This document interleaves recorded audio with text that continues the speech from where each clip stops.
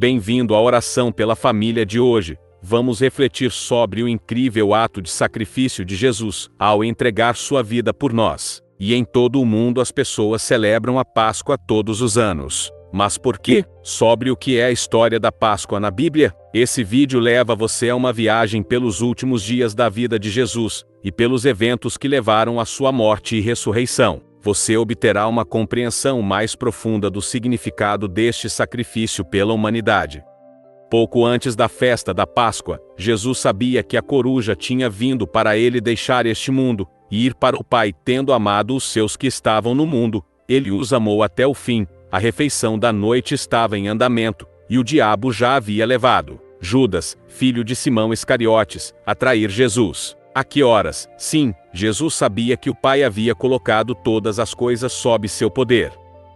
Mais tarde você entenderá. Não, disse Pedro, você nunca lavará meus pés. Jesus respondeu: a menos que eu te lave, você não tem parte comigo. Então, Senhor, Simão Pedro respondeu: não apenas meus pés, mas minhas mãos e minha cabeça também. Jesus respondeu que aqueles que tomaram banho só precisam lavar os pés. Todo o corpo está limpo, e vocês estão limpos, embora nem todos vocês, pois ele sabia quem iria traí-lo, e foi por isso que ele disse que nem todos estavam limpos. Quando ele terminou de lavar os pés deles, ele vestiu suas roupas e voltou para seu lugar. Você entende o que eu fiz por você? Ele perguntou a eles: você me chama de mestre e senhor, e com razão, pois é isso que eu sou agora que sou seu senhor. E mestre lavou os seus pés, você também deve lavar os pés uns dos outros. Eu dei a você um exemplo de que você deve fazer, como eu fiz por você com toda a verdade. Eu lhe digo que nenhum servo é maior que seu mestre, nenhum mensageiro é maior que aquele que enviei. Agora que você sabe dessas coisas,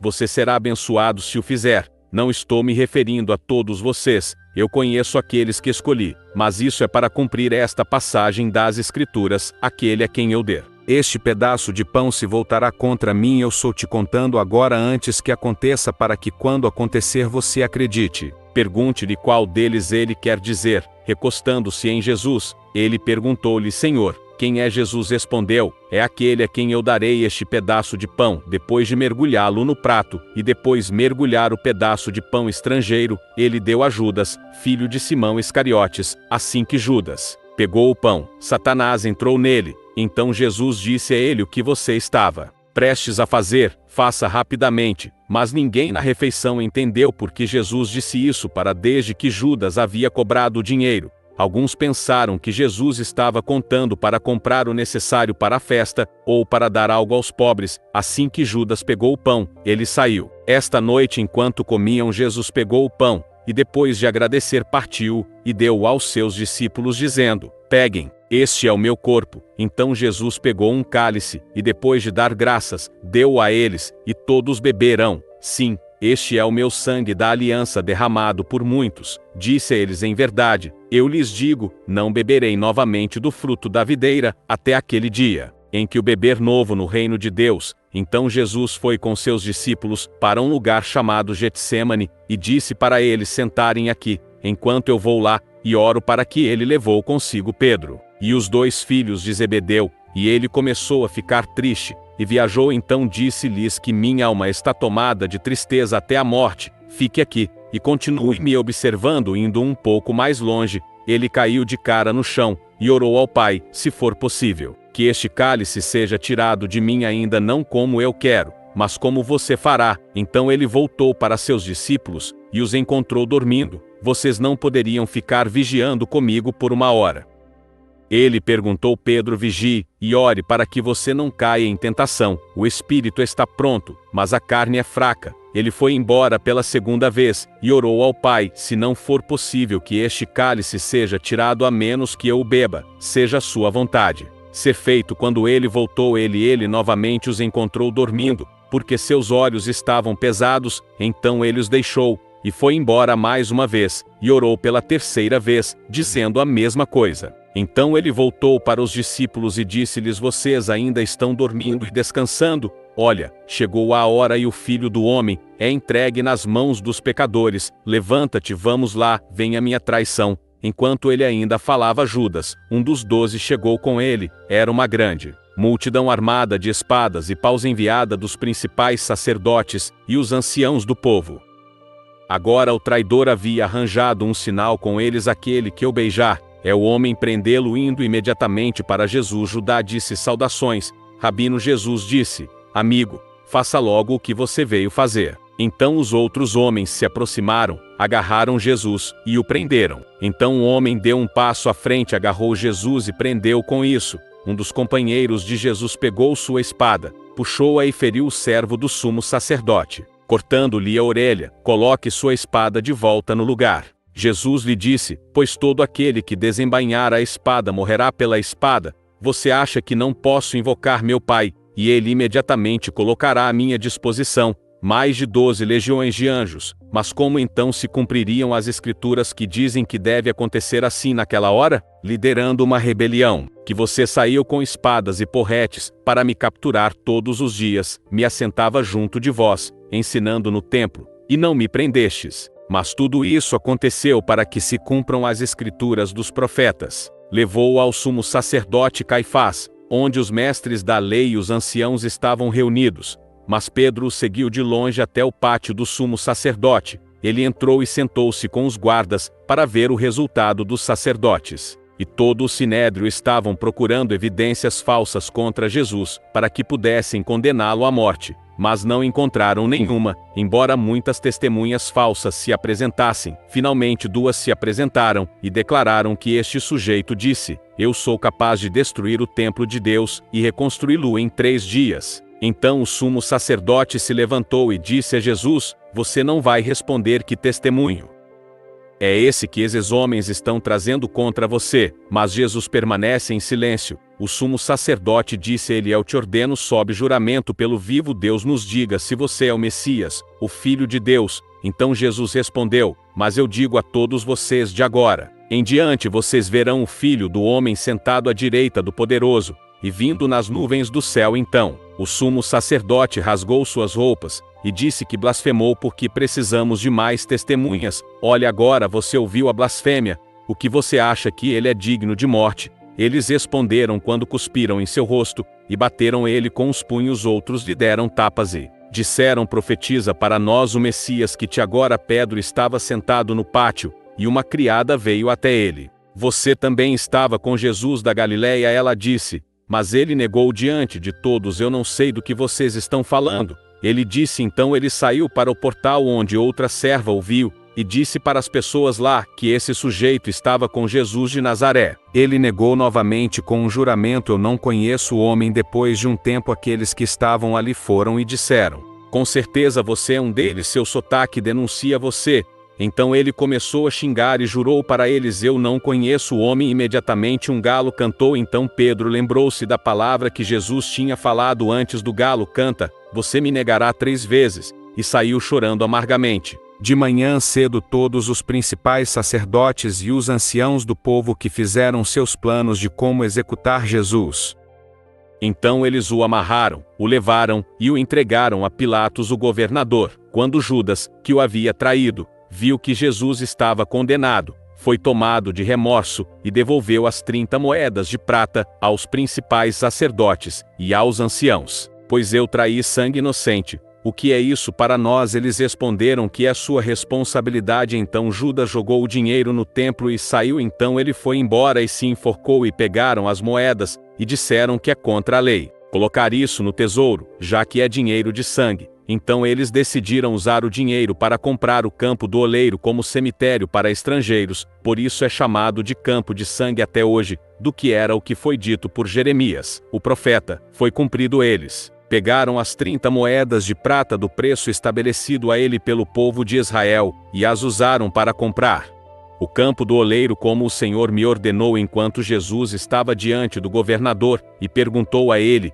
se você é o rei dos judeus? Então Jesus não respondeu. Quando ele foi acusado pelos principais sacerdotes e pelos anciãos, ele não deu resposta. Então Pilatos perguntou a ele: você não ouve o testemunho que eles estão trazendo contra você? Mas Jesus não fez nada, não respondeu nem mesmo a uma única acusação, para grande espanto do governador.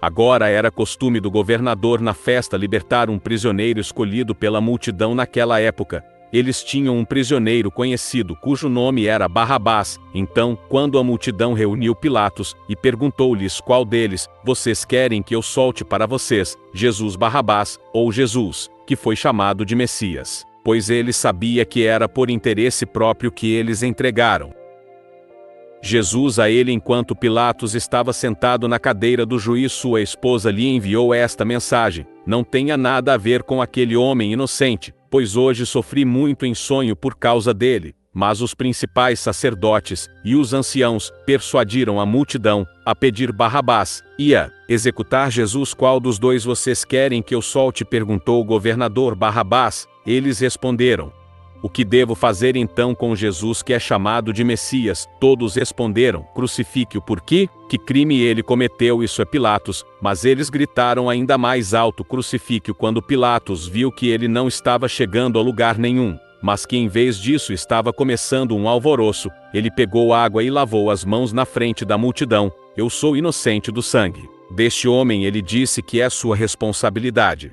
Todas as pessoas responderam que o sangue dele está, o seu sangue caia sobre nós e sobre nossos filhos. Então ele soltou Barrabás para eles, mas ele fez com que Jesus fosse reunido e o entregou para ser crucificado. Então os soldados do governador levaram Jesus para o pretório e reuniram toda a companhia de soldados ao redor dele. Eles o despiram e vestiram um manto escarlate.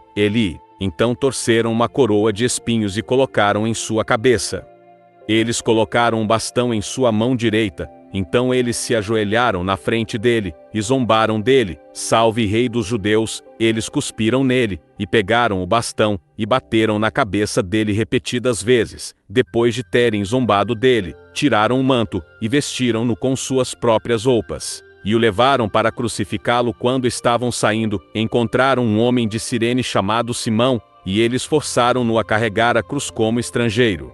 Eles balançando a cabeça e dizendo: você que vai destruir o templo e construí-lo em 3 dias, salve-se, desça da cruz, se você é o Filho de Deus. Da mesma forma que os principais sacerdotes, os mestres de lei e os anciãos zombaram dele, ele salvou outros. Eles disseram: mas ele não pode salvar a si mesmo, ele é o rei de Israel. Deixe-o descer agora da cruz, e nós acreditaremos nele. Ele confia em Deus, deixe Deus resgatá-lo agora, se ele quiser. Porque ele não disse que eu sou o Filho de Deus. Da mesma forma que os rebeldes que foram crucificados com ele, também o insultaram desde o meio-dia até as 3 da tarde. As trevas cobriram toda a terra por volta das 3 da tarde. Jesus gritou em voz alta, que significa: Deus, meu Deus, por que você me abandonou? Quando alguns dos que estavam ali ouviram isso, eles disseram que ele estava chamando Elias. Imediatamente um deles correu e pegou uma esponja. Ele encheu com vinagre de vinho, colocou em um cajado e ofereceu a Jesus para beber. O resto disse: agora, deixa-o em paz, vamos ver se Elias vem salvá-lo. Quando Jesus gritou novamente em alta voz, ele entregou o seu espírito. Naquele momento, a cortina do templo se rasgou em 2, de alto a baixo, a terra tremeu, as rochas se partiram e os túmulos se abriram.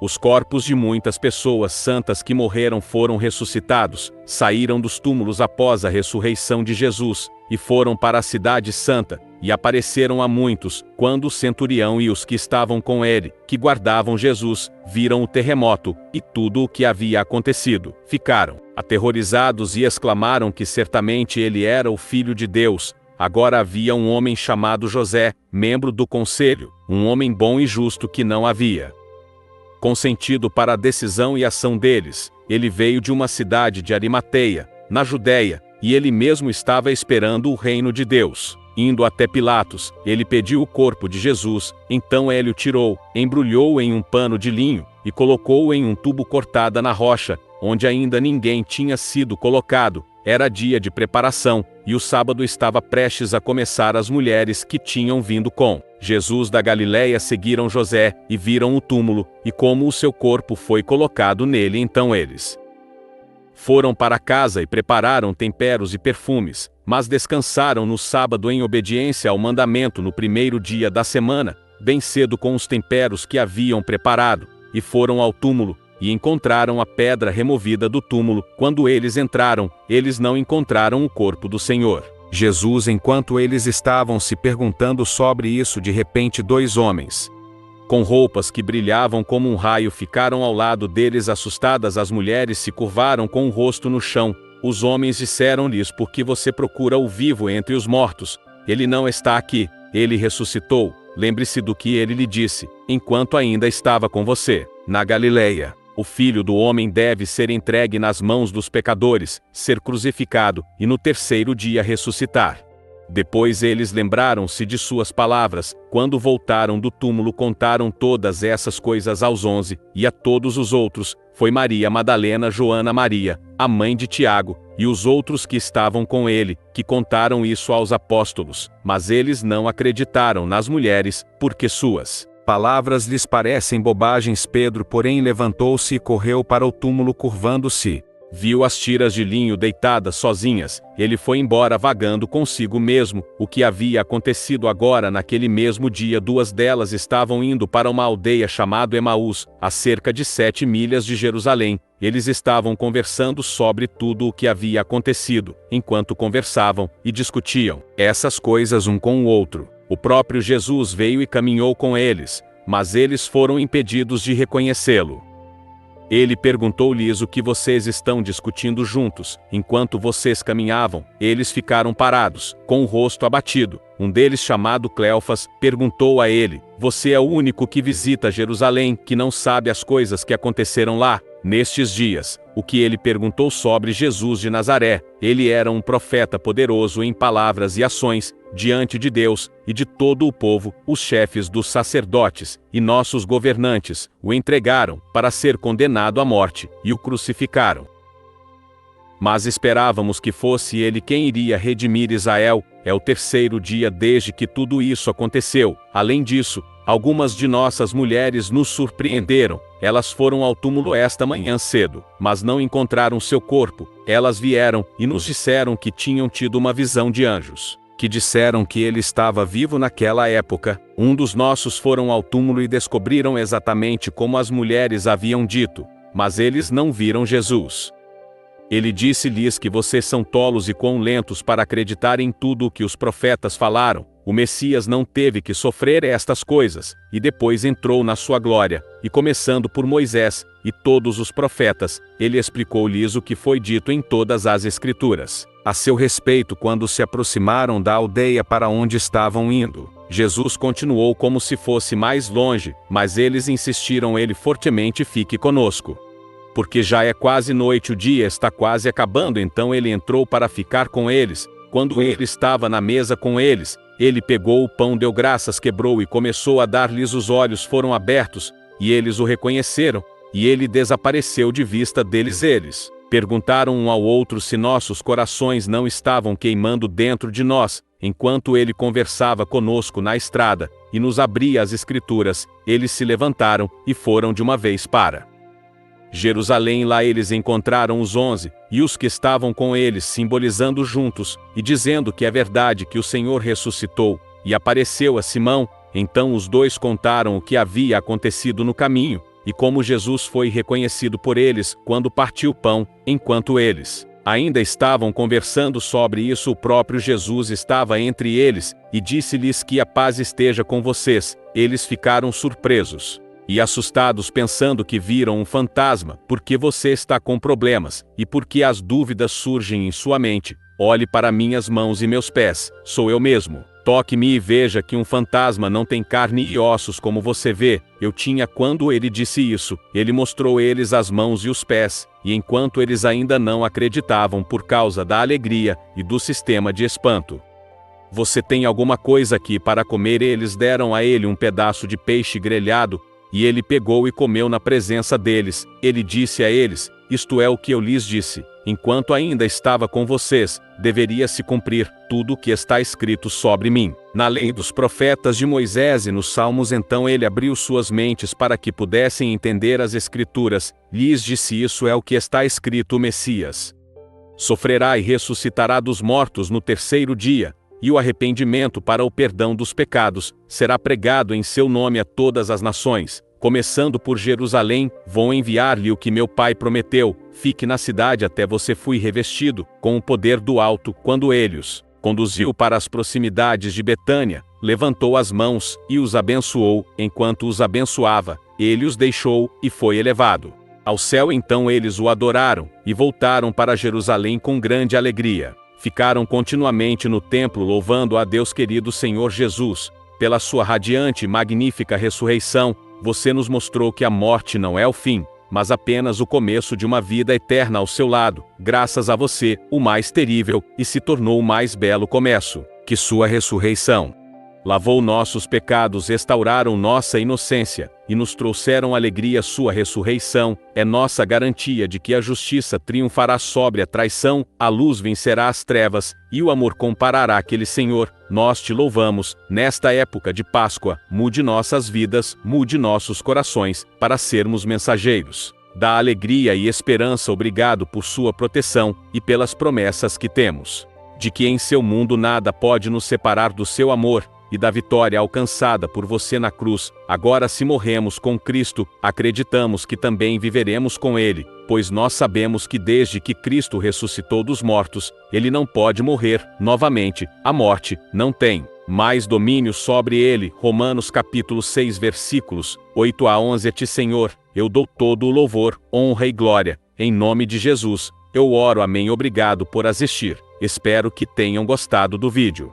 Oro para que o Senhor continue a me abençoar e a derramar seu favor sobre mim e todos em oração agora, e daqueles que o rodeiam. Que a luz divina da ressurreição de Jesus ilumine o seu caminho e o de todos aqueles que estão em seu coração. Bem-vindo ao canal Oração pela Família, um canal dedicado à motivação, inspiração, orações e devoções cristãs diárias. Nossa missão é fornecer a você um conteúdo enriquecedor e baseado na oração com o texto da Bíblia Sagrada, falada de fé para inspirar, educar e elevar seu espírito todos os dias. Espero que esta oração forneça chuvas de proteção divina para você, que a graça e a paz do Senhor estejam sempre presentes em sua vida e na de sua família.